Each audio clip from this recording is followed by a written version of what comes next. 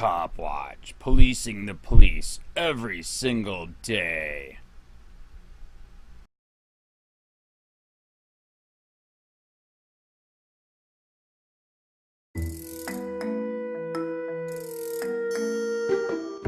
Dugan is sort of a mad, crazy genius sort of a guy who believes in the First Amendment. Mark is very brilliant individual. I believe I heard a story about how he redid a computer system when he was in 6th grade. He has an opinion. He doesn't hide his feelings.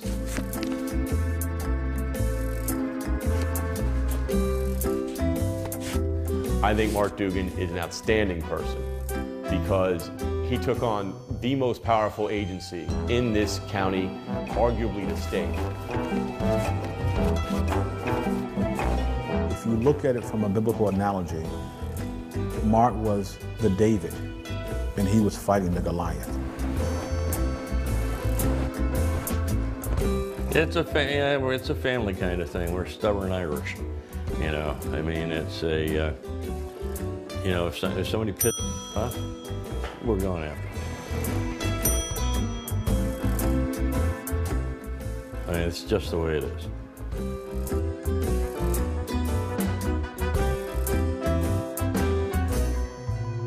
Because Mark spoke out against corruption on his shift. But when I didn't like Mark Dugan very much, absolutely. Have there been times when I really thought he was a great guy? Absolutely.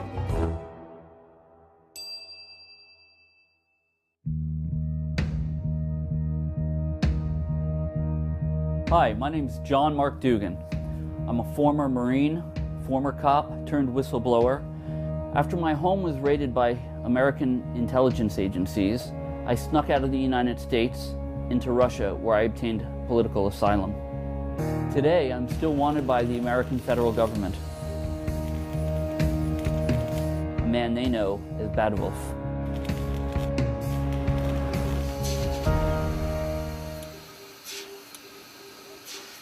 Dugan operated a blog where he spilled details about PBSO's dirty laundry and inner works.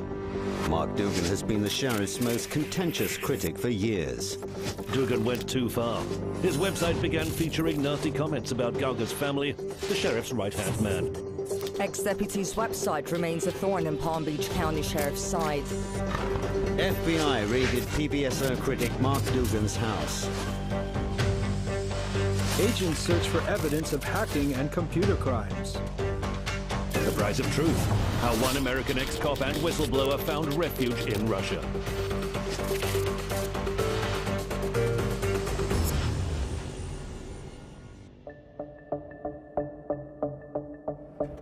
Subway 41106549 Mike. 1977 College Drive, 1975 College Drive. TBCC, Foxtrot 175, Charlie Hotel. I went into police work in 2002. I was bored, actually. I was, you know, I had been in the Marine Corps before that. And now that I was out of the Marine Corps, I needed something to do that was more adventurous than office work. Honda, two-door, expired tag, more than 6 months, license not valid. And police work was definitely interesting. You go in for your daily lineup. Does he know you got a suspended license? Which guy? The Patterson guy. I don't think so. Well, what the hell? I'd be furious if I brought my car to a shop and they let some dude with a suspended license drive it around. That's just wrong, brother. But after that, you just start going to different calls. Taking this? And the cause could be, I mean, it could be a child abuse, it could be a domestic, it could be a murder. You just, you know, you never knew. I am not sticking nobody up. I'm not selling no drugs in the corner, none of that, sir. Okay. You know, I understand I did violate the law by driving on a suspended license. I'm taking you, and I'm towing the car. I don't really got a choice. As a police officer, you know, my opinion is, you know, finding creative solutions to solve a myriad of unique problems. Here's what I'm gonna do for you. I'm gonna let you out of my car, okay? And I'll let you be on your way. However, I'm still towing the car. Yeah, I'll let you get him out. So God is good, sir. God is good. And God's decision to let you out of this car, man. It's mine. Well, thank you very much, sir. I mean, like I said, I know you do have a heart. Not much of one. Huh? Not much of one. I say I always believed Dugan was a credible person. I mean, he's got a strange personality, but I don't think he's ever lied to me. I think he's always been forthcoming. He's always answered the questions that I was asking him, and I think that he was mostly right in his battles against law enforcement.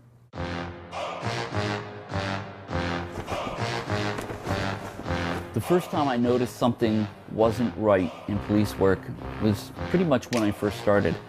I went to work in a small municipality called Mangonia Park.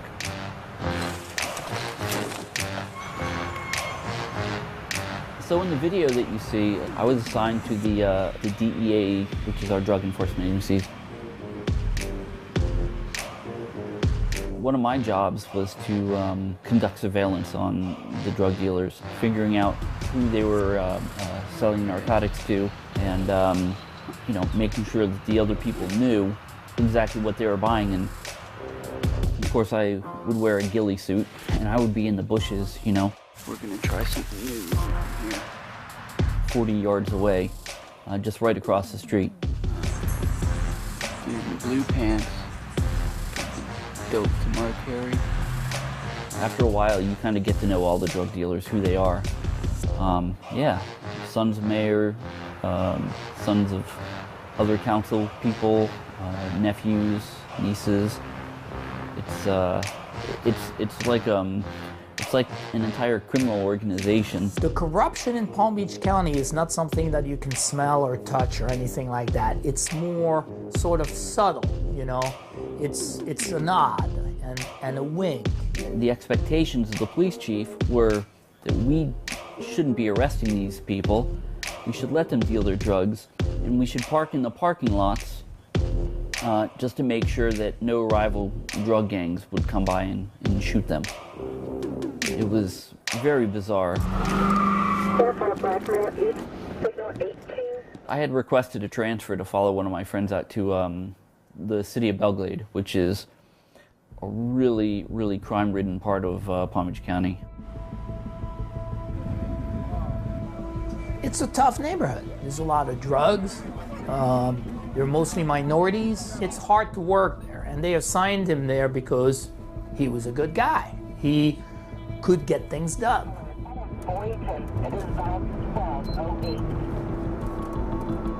We had a guy by the name of Brent Rayban. He was a sergeant, and he had a small group of guys, and he would just run around just brutally beating minorities.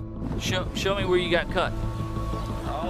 They were just simply physically abusing African-American citizens. It was beating the snot out of them. And to wear a hat where he called himself the Punisher, that's pretty sadistic. After they would beat them, and they were sufficiently bloody, they would take their photographs and post them on Facebook and write captions like, you know, how they fell down the stairs. I took the screenshots from Ray-Ban's Facebook page and I sent them to Internal Affairs. They didn't want to investigate Ray-Ban, so instead they started investigating who sent the postings, who's ratting out these cops that are running around committing these crimes. And of course they found me. Some of the deputy sheriffs who absolutely love Mark for what he did. And there are those that can't stand him.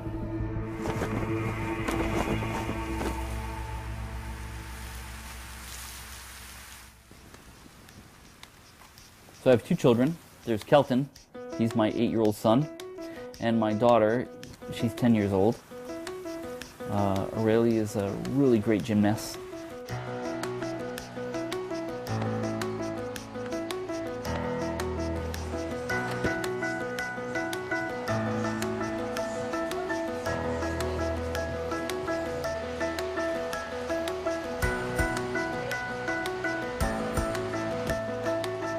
And my son has, I like to say he has my brain.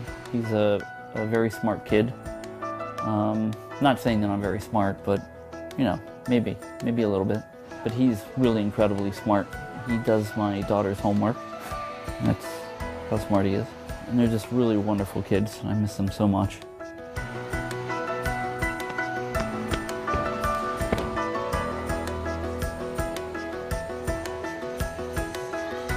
My kids live in Palm Beach Gardens with their mother, my ex, Kelly.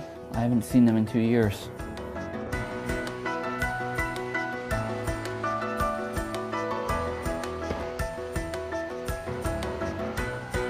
I think about it all the time. I haven't seen my kids in 2 years, you know? It's like I'm missing their entire life. And they're missing growing up with their dad. The hardest thing for Mark when he left was, you know, leaving his family, leaving his children. That broke his heart. So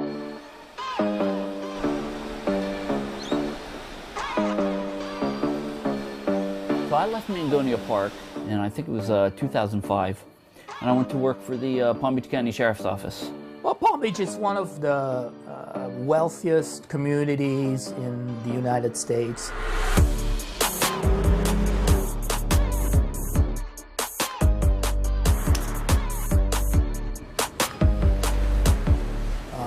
There is a good reason why Donald Trump, you know, lived there for a long time. It's because he is with people like him who are billionaires. His big home called Mar-a-Lago in central eastern Palm Beach County.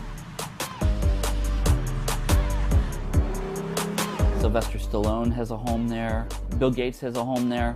Many people have homes in Palm Beach County. And everybody is rich. I think the smallest house on the market right now is $2 million. That's the smallest one, and you probably have to fix it. And there are some houses on the market for $45 to $90 million. You look at the sheriff's office has a $500 million budget. Look, I don't think there's too many departments that have somewhere around $550 or $580 $1 million budget for law enforcement. That's a pretty lucrative budget, okay? You're talking about a lot of money involved. You're talking about a lot of power, and if you're not in their clique, then you're a problem. Now the sheriff's job, and this is not written anywhere in a contract, but my feeling is that the sheriff's job is to protect the rich people who pay for his campaigns to be elected from us, from the normal people. Rick Bradshaw says his crime-fighting days are far from over. Hopefully the people of Palm Beach County will think that I'm doing a good enough job to be able to have me back. Rick Bradshaw was sworn in for the 4th time as Palm Beach County Sheriff. Sheriff, congratulations. So Sheriff Bradshaw is an interesting man. He's been involved in so many cover-ups of deaths and other things that, I mean, it's really hard to count. You can take a look at the number of unarmed shootings we've had in this county. We've had more unarmed shootings in this county than some states have had collectively. The sheriff has a lot of unwritten, untold, unseen powers. Can the sheriff can go to Mar-a-Lago and say to Donald Trump, hey, we've got a problem here, let's do something. I've seen the sheriff and Donald Trump together before, they're friends. County Sheriff Rick Bradshaw had a chance to talk to President Trump about his local priorities and concerns. The two meeting today at Mar-a-Lago. He's a cowboy. He's been a cowboy from way back when. I know older officers that worked with him at the city of West Palm Beach, and it was nothing for him to use the N-word, the word nigger. It came out of his mouth like you say hello. Now with President Trump being elected and living here part-time in Palm Beach, there's a lot of politics involved. There's a lot of money and power involved. Sheriff Rick Bradshaw, although he is a true, real law enforcement person because he was a police officer for a long time, he's also a political person and he needs to be elected. You don't want to be elected after one of your cops just killed some guy for no good reason.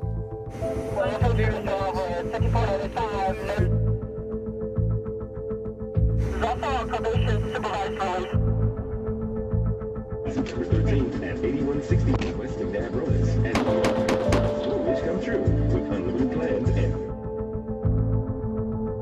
The video was horrifying. It was really, I've only seen a couple other videos in my life were that brutal as far as cops and suspects. That's definitely in the top 5.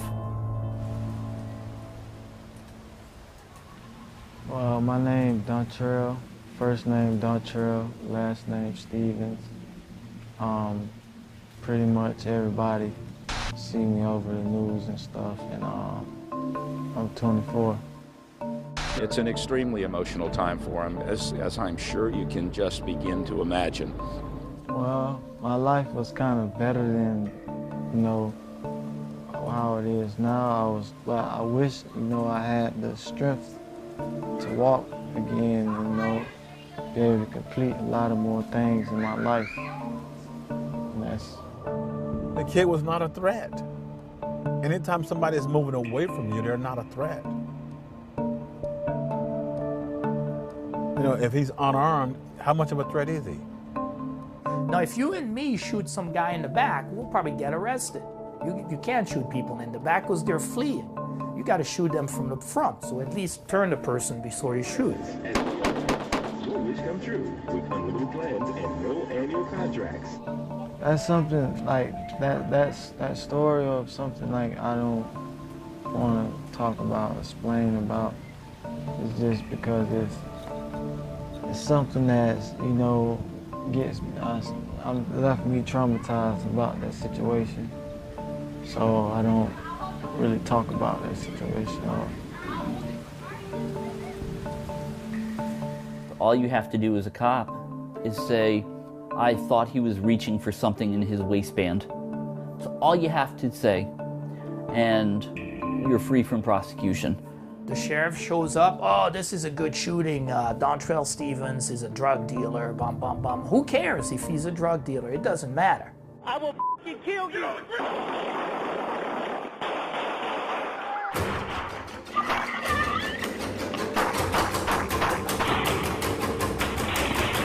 Put your hands up!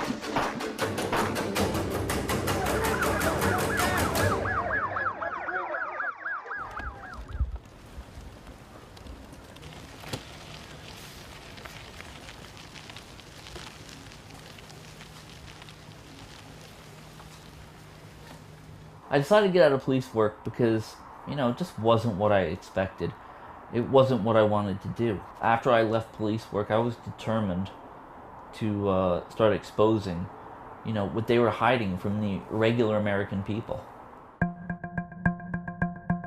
I started a website called PBSO Talk. It was a site where police officers from Palm Beach County could come on and post things that were happening in their department, and post with absolute anonymity, because one of the important things that I wanted to do, or make it impossible for anybody to find out who was exposing these crimes. So this is the front page of PBSO Talk, and it's not just the sheriff's office. You'll see down here, you know, people are welcome to post again about any law enforcement agency. So you have West Palm Beach Police Department, Jupiter, Boynton Beach. For instance, this topic here is the admission from a confidential informant to a detective on how the highest ranking people in Palm Beach County, not just the sheriff's office, but judges and other people, were visiting a place of prostitution.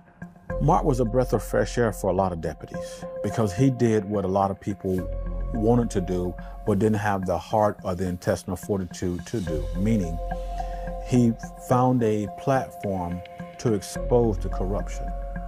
If you look at it from a biblical analogy, Mark was the David, and he was fighting the Goliath.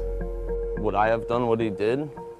No, but I also don't see anything wrong with people trying to let other people know the truth. You understand what I mean? And we all know that when you fight the powers that be and you get rid of some of their, you know, some of the veil that covers up their actions, they get a little pissed off. And I said, son, you keep taunting these guys, they've got a $500 million budget. They're gonna squash you like a bug. You know, I wish you'd stop. And then he said, Dad, I'm not gonna stop. I believe in what I'm doing. And I was like, okay, you know, it's your funeral, buddy. So in 2012, I get a call from a bartender.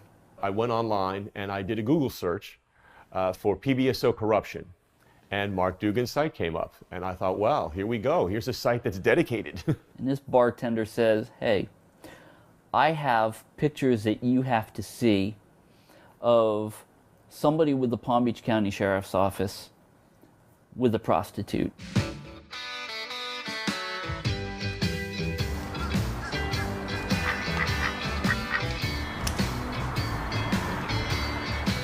My name is Gino Vincent DeFonso, and my connection to the golf party back in 2005 is that I was a bartender and photographer during the tournament.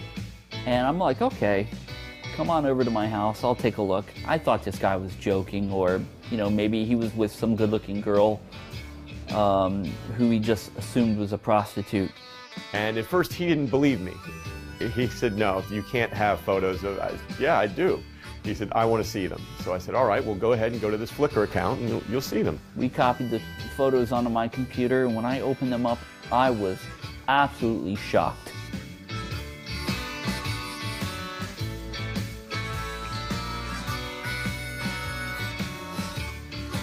And he looked and he said, oh my God, do you know who this is? Do you know? I said, yeah, I know who it is. He said, it wasn't just any person with the sheriff's office. It was the head of internal affairs, Major Robert Van Reeth. He wasn't with just some random woman. He was with a totally stark, naked woman in the middle of a golf course. Yes, all those people were from law enforcement. They're groping this woman in the middle of a golf course, surrounded by houses. I mean, it was just, to think that anybody would actually let their photos be taken. In between the photographs, she's snorting cocaine in front of everybody on the golf course. And I'm just like, geez. And he's like, yeah. But this wasn't just a cop. This was the guy that determines morality. And in fact, the boy who was 17 at the time, he is now a PBSO deputy.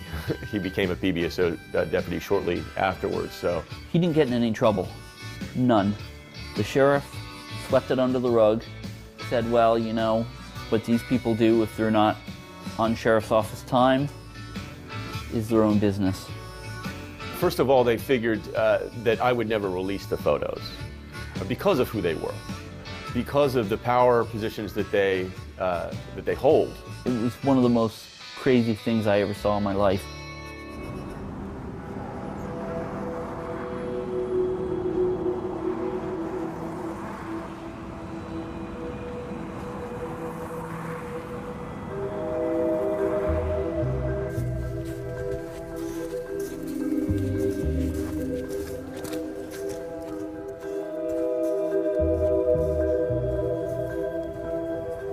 God, I was a mess when I got here. I was a mess. I mean, I would just, like, I don't cry. I didn't even cry when my mom died, right? I don't cry. When I got here, I cried probably every week. I would just break down hysterical, knowing that I didn't have my kids and missing them. Wow. What is that? Let me see. Whoa, it's a gem. What's that over there?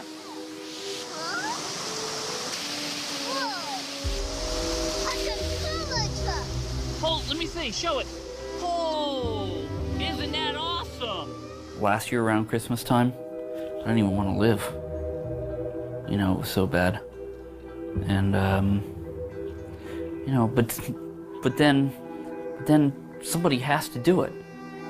Because if nobody ever stands up against government, then the government's always going to do whatever they want. And, you know, maybe I didn't make a huge impact, but even if I made a little impact and other people made little impacts here and there, then at least it controls them a little bit. Honestly, I don't want to go back. My country betrayed me. Look, I was loyal to my country, and they freaking stabbed me, and they took away my kids, basically, for nothing more than basically telling the truth. They burned their bridge with me. I don't want to go back. I would go back to see my children, but I don't want to. I have no desire to go back there to live.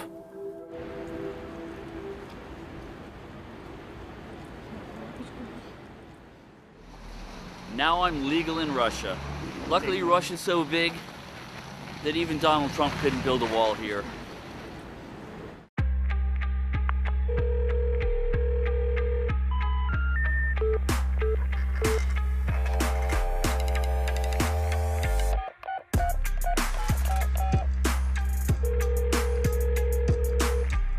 Sheriff's Office, may I help you?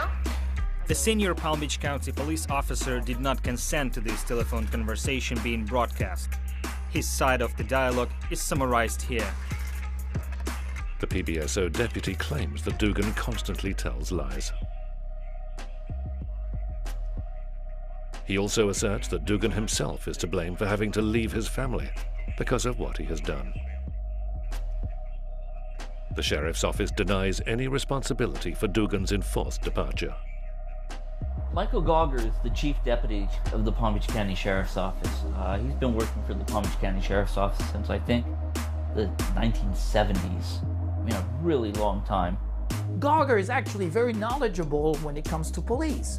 Gauger is not some dumb guy. He's very well educated. He probably should be the sheriff at the end of the day. And he's kind of created the entire culture of what I call the culture of corruption at the sheriff's office. I found Mike Gauger is who ultimately pushed me out of police work. I've spoke to Mike Gauger. Unfortunately, I think Mike thinks he's been attacked by Mark, and maybe rightfully so. Do you mean the pictures where the sheriff and chief deputy are depicted as Nazi leaders? The officer replied that those pictures were a very minor transgression, referring instead to pornographic images that he claimed Dugan had doctored to include senior officers' faces. Some of the, I'm sorry, I have to, some of the photos of, you know, Bradshaw bending over the chief and vice versa in village gear attire. You know, I'm sorry, it's funny, but it's not so funny. His sense of humor, he's very witty. He's a prankster as well. I wouldn't have posted on there, and I didn't like. I thought they were somewhat juvenile, childish. It takes attention away from the real corrupt activity, and it makes the chief look too much like a victim. The senior deputy claims that John Dugan frequently posts pictures online and then denies doing so.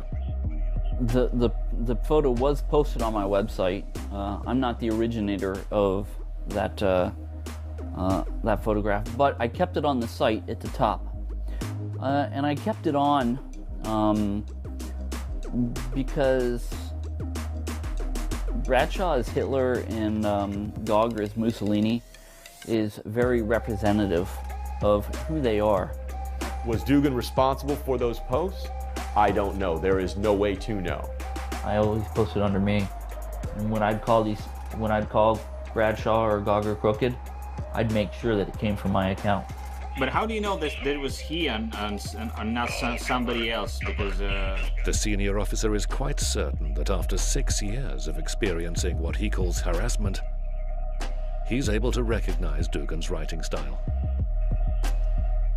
Don't forget that the sheriff and Gauger, with all of their heirs, are nothing more than employees of the people. And now we need to not make fun of them. They're laughable guys. You know, they're laughable. Thank you, sir.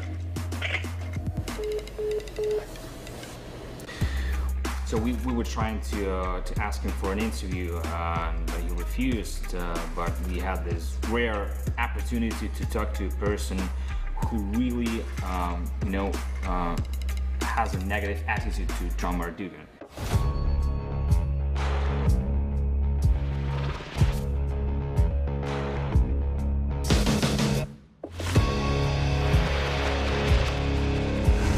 I realized they were following me back in 2013. I started seeing strange cars pulling in front of my house, people taking photographs.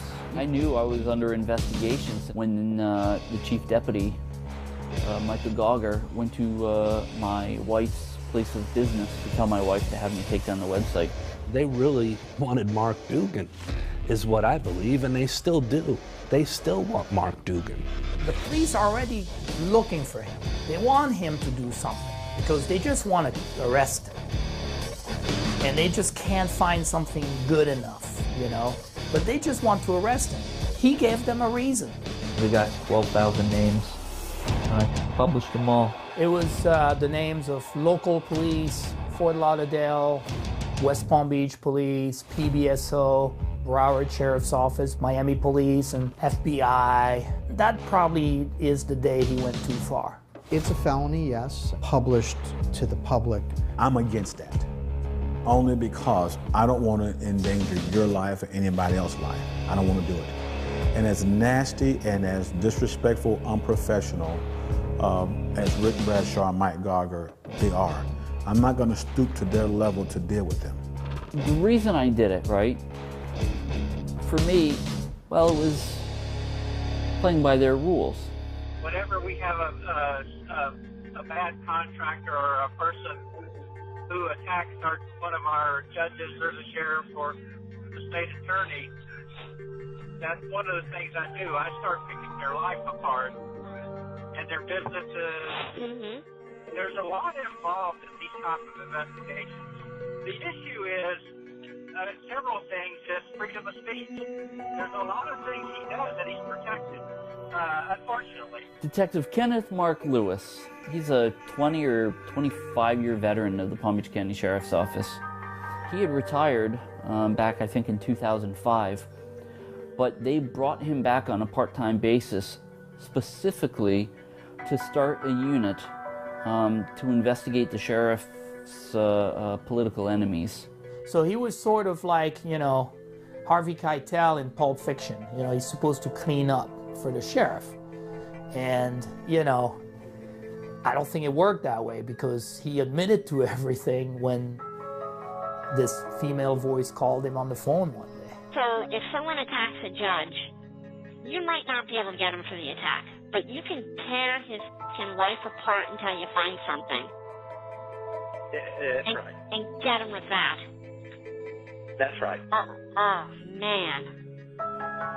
Do you want to know how I got Mark Lewis to believe that I was a woman? Let me show you how. Hello, Mark Lewis. My name is Jessica. I'm a beautiful woman, and I'm moving to your area soon. Let's meet. Hello, Mark Lewis. My name is Jessica. I'm a beautiful woman, and I'm moving to your area soon. Let's meet.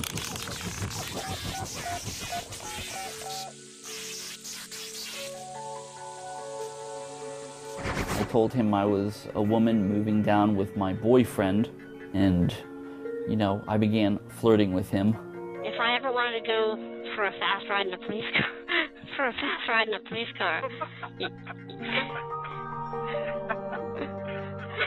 Okay, well, here's my next question. Do you want to sit in the front or the back? Apparently he likes this woman, and they start talking for like hours, and he starts telling her all this stuff. He began flirting back, and I pretended like I was just this amazed young girl who was in awe over his skills and capabilities. For instance, that creep that has that PBSO, the guy named John-Mark Dougan. You know that he went to Russia and he started using his camera to take pictures. We had the pictures before he ever published them, and we knew where he was at. You're kidding me. Nope, had him. I could even tell you what f-stop he used on his camera and what the lighting was. This is really bad stuff. I mean, if the government can do this, it's unbelievable. So many federal crimes here. You know, but nobody ever held this guy accountable. It's weird that we have a journalist from a Russian news media outlet that's more interested in this than our own people here. You know, it was very entertaining. It was exactly what I said from the start, is that the sheriff has a political machine that is designed to keep him. Finally, the officer is adamant that he himself has not heard the 30-second recording. Even so, he's certain that Lewis would have been well aware that he was talking to John Dugan and not to a woman. For that reason, he deliberately talked trash. I think that he may, at one point, have figured out that he was getting set up, but probably not for the first 4, 5, 6 hours of their conversation. If Mark Lewis knew he was talking to Dugan, why did he tell him all this stuff? Why did he tell him all this stuff? Because all the stuff he was telling him, I checked into it, they're all true. When he gets arrested, what jail do you think he's going to? He's going to ours. Oh he's my an God. idiot. So what the hell? He thinks it's true. But while you're being held for trial, you stay in the county jail. It's our jail that the sheriff runs and he picks on, and the undersheriff that he attacks. It's their jail. They're in charge. They could make a phone call and be like, hey, put him in with the big pedophile at the end. Yeah. The big, huge black pedophile guy at the end. Yeah. Remember me telling you this guy's little? Yeah. Yeah, he's going to be somebody's girlfriend, whether he likes it or not.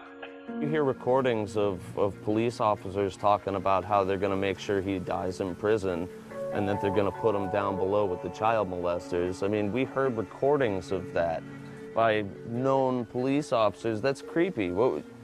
My only choice, I think, would be to haul out, right? I mean, what would you do? If you know you're facing imminent death, okay, just because they don't want you to talk anymore, what would you do, really? When my house was raided by the FBI, I realized it was time to flee the country. My kids had just went off to school. When I walked into the front door, I noticed that there was a black Ford pickup truck parked in front of my house. I figured something was up. So I went back in, I put on a t-shirt, and I walked out.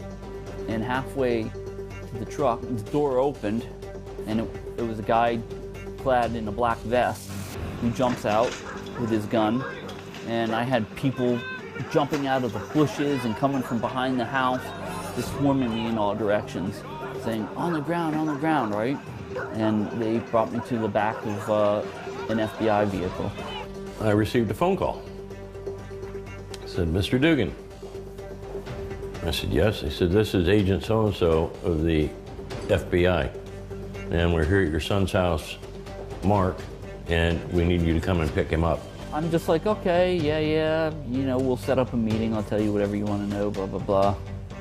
And they let me out of the handcuffs and they told me to leave while they searched my house. I jumped in the car, ran up there, and there were police cars all over the place. FBI, sheriff's office. The FBI said they had 45 people go through their apartment. So my dad came pick me up, and an FBI vehicle followed us towards my dad's house. I just knew that I had to leave. I didn't have a choice. It was crazy. He was terrified. He said, they'll kill me if they catch me. He asked me if I would see about trying to get his passport back. They could have very well have said, no, we are not giving the passport back, and that would have been the end of it. However, they gave it back to me. Then I heard Mark was over in Russia. I decided I needed a new way to escape. And I went to my attorney's place and I gave him a package to send to my children because I didn't know what was going to happen to me, to be honest with you. In the package was a letter and a new tablet that I had gotten because, you know, the FBI, they took everything. They took my tablet, they took every computer that was in my home. You know, so my kids didn't have any way to do homework, so I bought them a tablet as a gift. Sorry that I had to leave, and then I miss them so much. Yeah.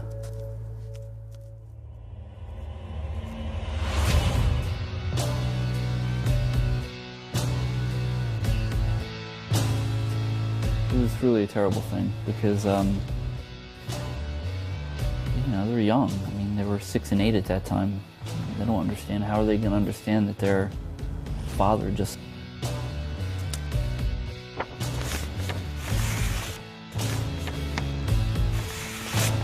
up and leaves them? Their father that they see every morning, that loves them so much. And, you know, even now, I mean, they don't understand the situation because they're too young.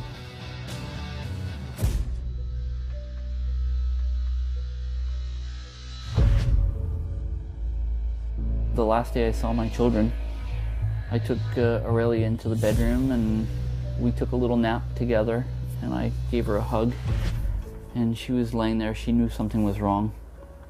And I said, honey, I've got to go, and I'm not going to be able to come back here. And it might be a very long time before I can see you again. And we just sat there, curled up on the bed, crying. You know, both of us. You know, I was looking at 35 years in jail if I didn't get murdered first. And, you know, how do I explain to them, well, if I come home, you'll never see me because I'll be put in a prison somewhere if they don't have me killed. At this point, I had a truck that I hadn't registered in 7 years. I had them leave it on the north side of Palm Beach Gardens Mall for me. I went to the Palm Beach Gardens Mall. I parked in the south parking lot. I went in through some stores. I went into one of the dressing rooms of, I think it was like Dillard's or Macy's.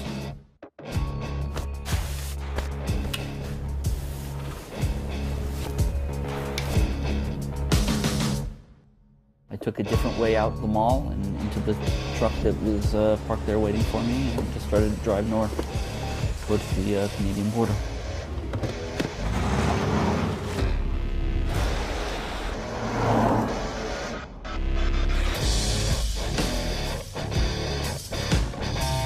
Leaving America is very tough. I couldn't fly out because my passport was blocked. I knew that the only way to get past TSA was to get into Canada without leaving through the normal channels.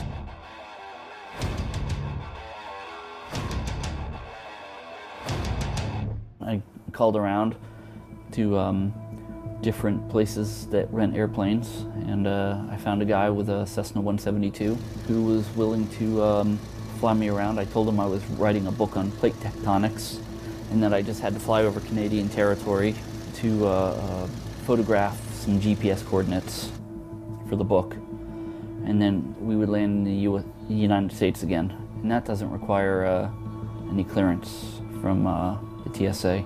And as soon as I got over certain GPS coordinates, which I knew that there was a small airstrip, I would fake a medical emergency. It was a heart attack. We landed. I jumped out of the airplane. I grabbed my bag. I threw the guy some cash, and I took off. I went into the closest town. I took a bus to Toronto. From Toronto, I took an airplane.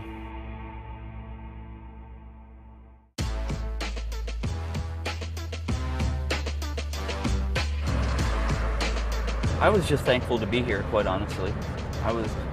I landed in Russia, and I was like, what a relief off my shoulders to know that, you know, I was at least going to be safe here.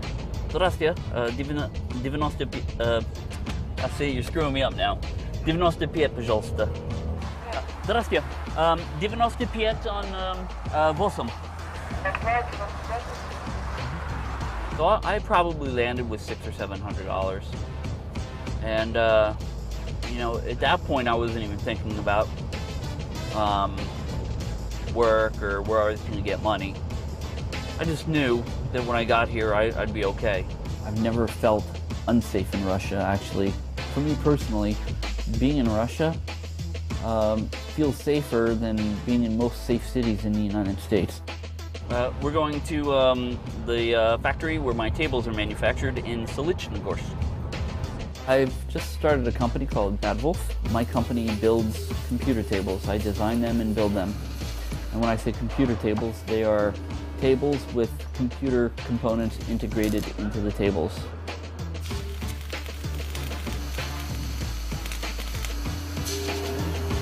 This is the factory where my tables are made. This is a very cool laser cutter. It takes this sheet and a very fine laser beam, and it cuts all around the metal. Gamers happen to love these computers. They've been used at many prestigious events for electronics here in Russia. And I've shipped a couple of them internationally too. So, you know, that's what I'm doing. I'm writing a book at the moment. If you look, this is all laser cut, and even my logo is laser cut into the metal. So if you can see this, Bad Wolf. And so these are the studs, these are the legs for it. So it just fits on like this. Well, it's hard to do. Yeah, like that, see? And it's difficult because I can't, you know, I can't have a normal job. Like, I can't work for an American company because, you know, once a company finds out that, you know, I fled the United States for political asylum, they're not going to hire me. I can't really work for a Russian company because I don't speak Russian very well. So as far as finding a stable job, it's incredibly difficult. I've had people contact me, offer me ways to come back. I had one person offer me, you know, to tell information that I might have about Russia in exchange for, you know, amnesty back home. I'm not going to do it, you know. Look, Russia was incredibly generous in giving me asylum here, and for me, you know, it's my country now. That's great, Aurelia. Oh, don't hurt your ankle. Doing it on that mat in the grass, it could catch your ankle. Oh, wait, you stepped in dog poop?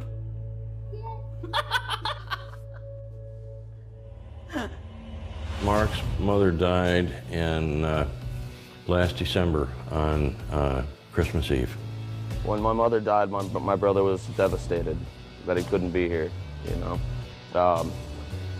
They didn't always talk a lot, and sometimes they'd go back and forth. They fought a lot.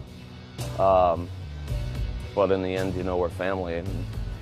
And you know, because of what my government did, I wasn't able to go home and say my goodbyes. So I had to tell her goodbye over the telephone, which was difficult.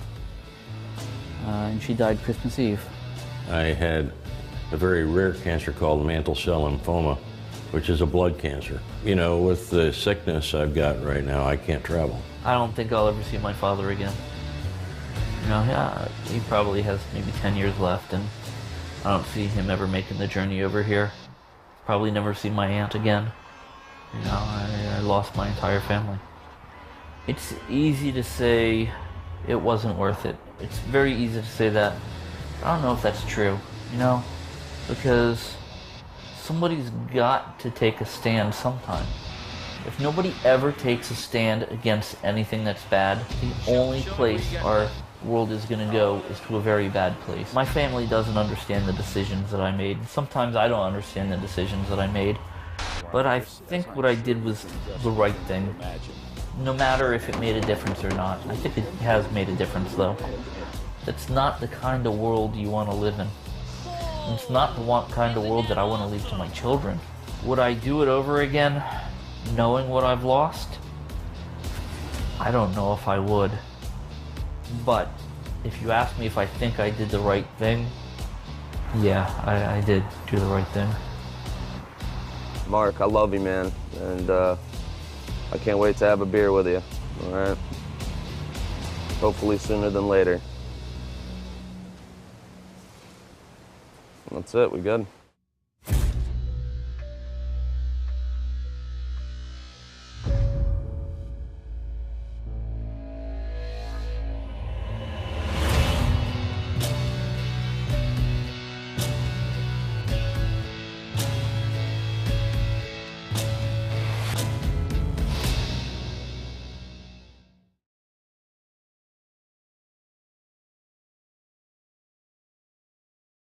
Police use who may want to retaliate against him physically. Hey Charlotte County, this is Charlotte County Copwatch, and I just wanted you to know that I am using this stuff under fair use. And also remember to like and subscribe this channel. Also too, keep in mind I do not make any money on YouTube. This is 5 hours work a day, you know, fighting for freedom. And you can donate with PayPal and Patreon. I just want you to think about this. If everybody gives to PayPal and Patreon, Patreon is every month. Actually, PayPal you can do every month. I have 12,000 subscribers. If everybody gives, I can quit my regular job and go full-time investigations on Charlotte County and possibly even more and beyond. So just keep that in mind. If everybody helps out, I can go full-time doing this. Thanks.